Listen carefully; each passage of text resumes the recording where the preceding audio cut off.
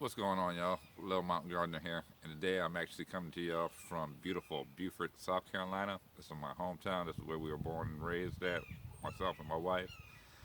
And today I just wanted to share with y'all something that I came across. Like I said, I've been searching for Meiwa Kumquat forever, um, and I actually came across one right there on the outskirts of Columbia, South Carolina.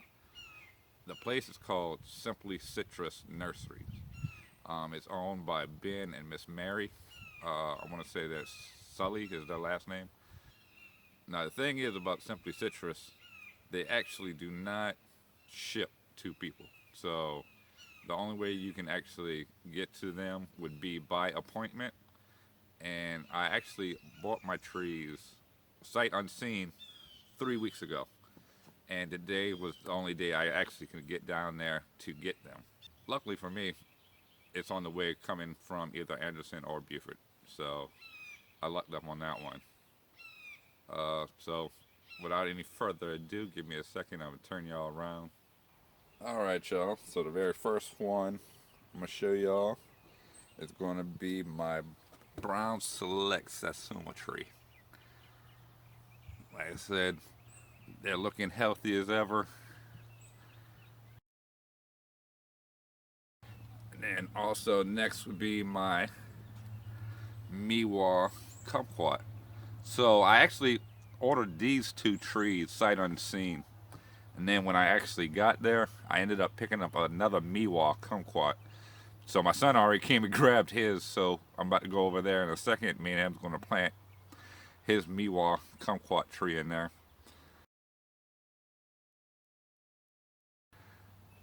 But as you can see, the Meiwa, it actually had fruit on it already. I'm not going to lie to y'all. It had about 3 fruit that were ripe. I ate those before I even got out the parking lot. Don't tell my wife. But you can see that they have blooms already on there, little fruits all through there. So I'm excited for this one.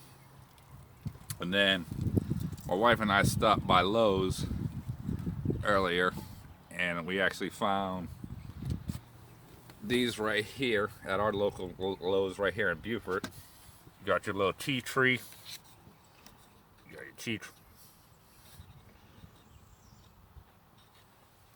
And these were only, like I said, $12.99 a piece, or $12.98. And then we also have picked up another kiwi, and I also picked up a kiwi for my son as well. We're gonna plant that one as well over there. They're looking good. Like I said, he already came and grabbed his plants. So I'm gonna be honest, the kiwi fruit that we have right here right now, those are probably the best way to go for kiwis, because these kiwis right here are self-pollinating, meaning that they don't need a male or a female. They pollinate themselves. The issue that I'm having with the kiwi vines that I actually have in my yard up there in Anderson are that you need a male and a female, right? A one male plant could pollinate up to 3 female plants. Well, the issue I have is my male plant is still alive. My female didn't make it, so now I got a male plant that's not going to do anything for me. So self-pollinating is probably the best way to go, to be honest. So let's look right here, and I'll show you the trees that he has. Some of the stuff that we got going here. So right here, first one we're going to get up to fruit tree wise is going to be his Granny Smith apple tree. He ended up just getting this last year. So this will be the first season it's actually been in the ground. This is one of the trees that we actually got from the Anderson Jackalot. Like I said, his apple tree is doing better than mine. I swear I'm gonna dig this one up and take it back with me. Don't tell him I said that though. Then over here we have a Santa Rosa plum tree right here. She hasn't started to come out of dormancy yet. I'm kind of worried about this one. Like I said, the root structure on this one when we got it wasn't that great. Like I said, I don't know I don't know what it was, but I was kind of disappointed with this one. This is another one we got from the Anderson Jackalope.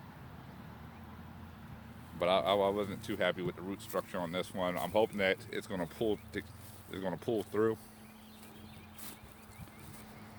And then right here we have his muscadine vines right here. So he has the brown muscadine right here along the fence. As you can see, it's coming out of dormancy. And then down here, this is a purple muscadine vine right here. It's coming out. It's starting to put on new growth and everything. Looking good. And then this is another bronze muscadine vine right here.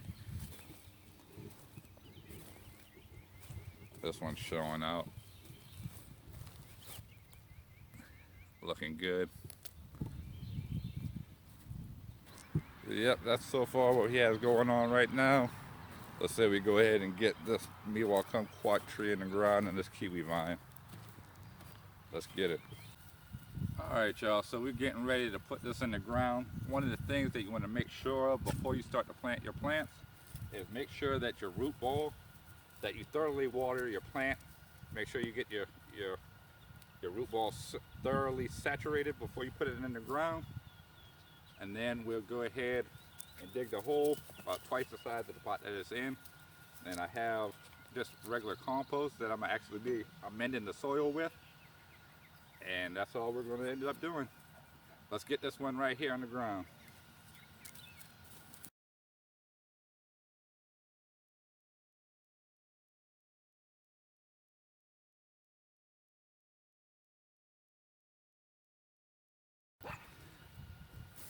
Alright y'all, so now I got my hole dug. I got it to the depth that I need. Like I said, I already thoroughly soaked my root ball.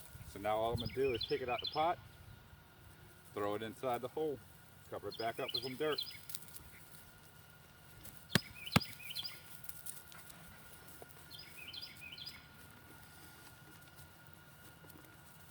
Y'all see that root structure? Get close so y'all can see it. Beautiful roots. Like I said, you can see that the root ball is steady dripping water. It's thoroughly soaked, ready for its new home.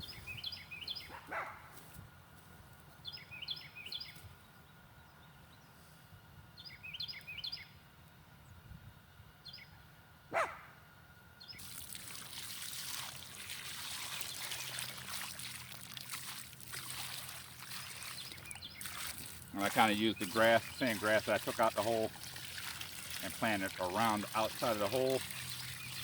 Kind of make a little makeshift dam, try to help it.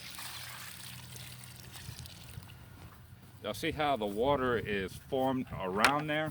So the root ball is right here. The water is holding around here. So what that's going to do is actually encourage your roots to reach out as well, to start looking for water. At least that's what we're hoping it's going to encourage. Alright y'all, so this one right here is done. Basically the only thing else we'll do is just come back with some like wood chips to place around the base. Just try to help retain some of the moisture, especially for these hotter days that's coming in the summertime. Now let's go on to the next one.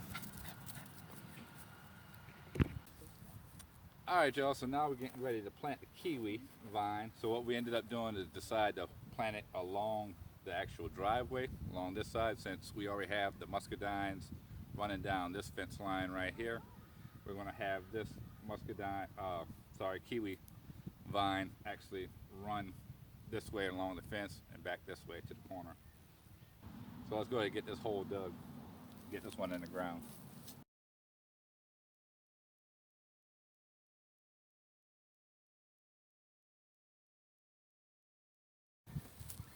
So I don't know if y'all noticed this, instead of actually digging out more towards this way, I don't know if you noticed that I actually dug the hole widthwise.